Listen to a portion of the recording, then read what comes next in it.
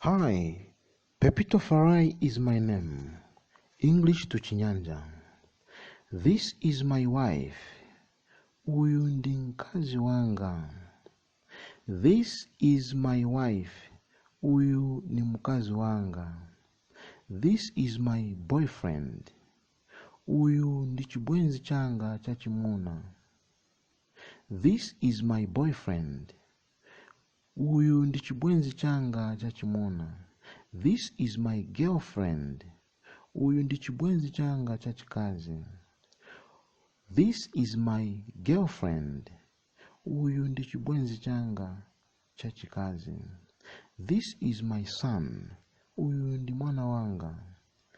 This is my son. Uyu ndi mwana wanga. This is my daughter. Uyu ndi mwana wanga wa mkazi.